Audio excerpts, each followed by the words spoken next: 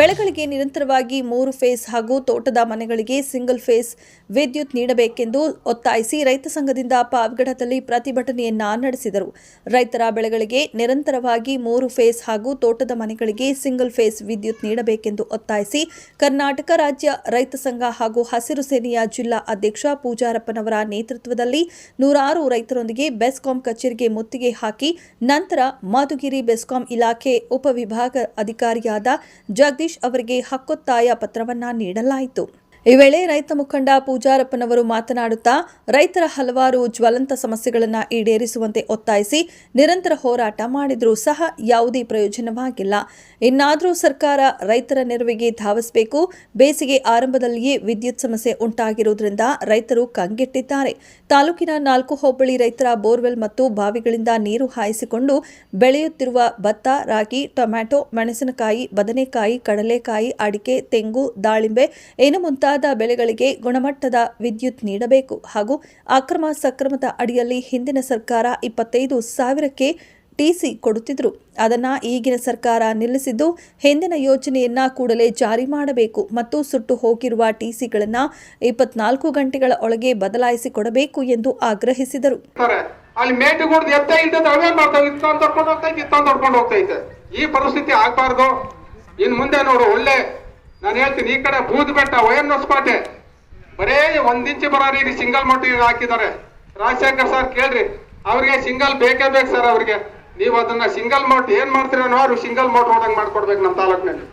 ಮತ್ತೆ ಜ್ಯೂಸು ನಮ್ಮ ಇವರು ಅಂಜಿಬಾಬು ಹೇಳಿದ್ರು, ಅದೇನೋ ಇನ್ನೊಂದು ಸ್ವಲ್ಪ ಹಾಕೊಂಡ್ರೆ ಬೆಳಕು ಬರ್ತಾ ಇದ್ರು. ಅದೆಲ್ಲ ನಮಗೆ ಬೇಡ, ನಮ್ಗೆ ಬೆಳಕು ನಮಗೆ ಯಾವ ಸರ್ 10 ಗಂಟೆ ತನಕ ಕೊಡ್ತೀವಿ ಸಿಂಗಲ್ ಮೋಟರ್ಗಳಿಗೆ, ಅದನ್ನ ಕೊಡ್ಬೇಕು.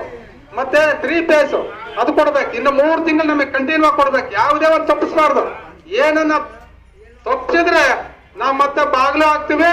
ಮತ್ತೆ ನಾವೆಲ್ಲ ಇಲ್ಲಿ ಬೀಗ ಹಾಕಿ ತುಮಕೂರು ದಸ್ಕಲ್ ಮೇಸಿ ಆಫೀಸ್ಗೆ ನಾವು ಮುಖ್ಯ ಹಾಕೋದು. ಇದು 100 ಸಂಖ್ಯೆ ಅಂತ ಹೇಳ್ತೀವಿ.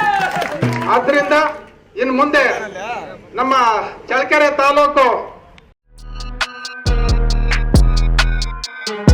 ಮಧುಗಿರಿ ಬೆಸ್ಕಾಂ ಇಲಾಖೆ ಉಪವಿಭಾಗ ಅಧಿಕಾರಿಯಾದ ಜಗದೀಶ್ ಅವರು ಮಾತನಾಡಿ, ಸರ್ಕಾರದ ಆದೇಶದಂತೆ ರೈತರ ಬೆಳೆಗಳಿಗೆ ಈಗಾಗಲೇ ದಿನವೊಂದಕ್ಕೆ ಹಗಲು 4 ಮತ್ತು ರಾತ್ರಿ 3 ಗಂಟೆಯಂತೆ ಒಟ್ಟು 7 ಗಂಟೆಗಳ ಕಾಲ 3 ಫೇಸ್ ವಿದ್ಯುತ್ ನೀಡಲಾಗುತ್ತಿದೆ. ಕೆಲವು ಗ್ರಾಮಗಳಿಗೆ ಸರಿಯಾಗಿ ಸಿಂಗಲ್ ಫೇಸ್ ವಿದ್ಯುತ್ ನೀಡುತ್ತಿಲ್ಲ ಎಂಬ ದೂರುಗಳು ಕೇಳಿ ಬಂದಿರುವುದರಿಂದ ನಮ್ಮ ಅಧಿಕಾರಿಗಳಿಗೆ ಶೀಘ್ರವಾಗಿ ಸಮಸ್ಯೆ ಬಗೆಹರಿಸುವಂತೆ ಎಚ್ಚರಿಕೆ ನೀಡಿದ್ದೇನೆ.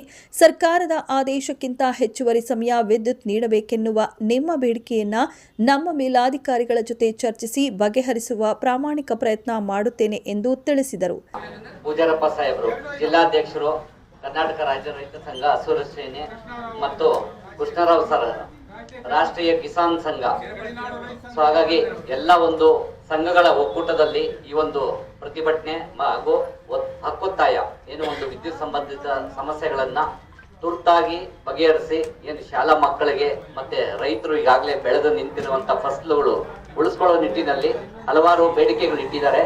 ಸೊ ಅವನ್ನ ನಾವು ನಮ್ಮ ಇಲಾಖೆಯ ವತಿಯಿಂದ ಗಂಭೀರವಾಗಿ ಪರಿಗಣಿಸಿ ನಮ್ಮ ಈಗ ಅಧಿಕಾರಿಗಳೊಂದಿಗೆ ಚರ್ಚಿಸಿ ತುರ್ತಾಗಿ ಬಗೆಹರಿಸಲು ಎಲ್ಲ ರೀತಿಯ ಒಂದು ಕಟ್ಟುನಿಟ್ಟಿನ ಕ್ರಮಗಳನ್ನ ಕೈಗೊಳ್ತೇವೆ. ಹಾಗೆ ಕೆಲವೊಂದು ರಾಜ್ಯ ಸರ್ಕಾರದ ನಿಯಮಾನುಸಾರ ನಾವು ಈಗಾಗಲೇ ಕೊಡ್ತಾ ಇದ್ದೀವಿ. ಬಟ್ ಸಂಜೆ ವೇಳೆಯಲ್ಲಿ ಸಿಂಗಲ್ ಫೇಸ್ ಕೊಡ್ಬೇಕನ್ನೋ ಒಂದು ಬಹುದಿನಗಳ ಬೇಡಿಕೆ ಇಟ್ಟಿದ್ದಾರೆ. ಸೊ ಅದನ್ನ ಮೇಲಧಿಕಾರಿಗಳ ಒಂದು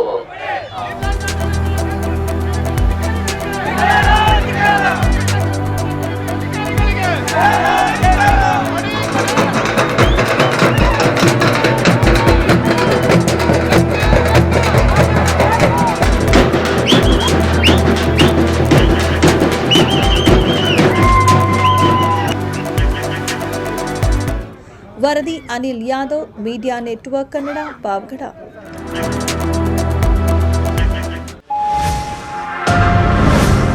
ಮೀಡಿಯಾ ನೆಟ್ವರ್ಕ್.